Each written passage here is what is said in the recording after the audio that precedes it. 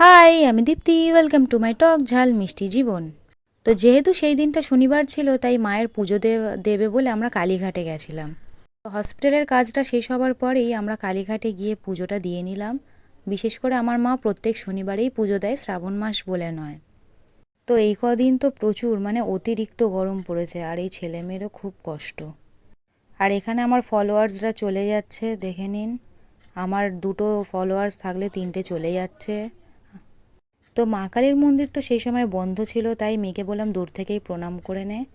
আর আমিও এখানে ওকে দেখছিলাম যে ও দূর থেকে প্রণাম করে নিচ্ছে। তো কোথাও বার হব আর আমার মেয়ে খেলনা নেবেন, এটা তো হতেই পারে না। তো আমরা আবার ওকে কিছু খাইয়ে নিয়ে বার হলাম। আর এখানে আমার বাঁদরটা দেখুন কিরম ঝুলে ঝুলে যাচ্ছে। এখানে আরও অনেক দর্শনার্থীরা বসেছিল, গেট বন্ধ ছিল বলে। দেখুন কিরম ঝুলে ঝুলে যাচ্ছে। আমি তো একদম ক্লান্ত হয়ে পড়েছিলাম, তাই এক জায়গায় বসেছিলাম। আর এখানে মেয়ে আরেকটা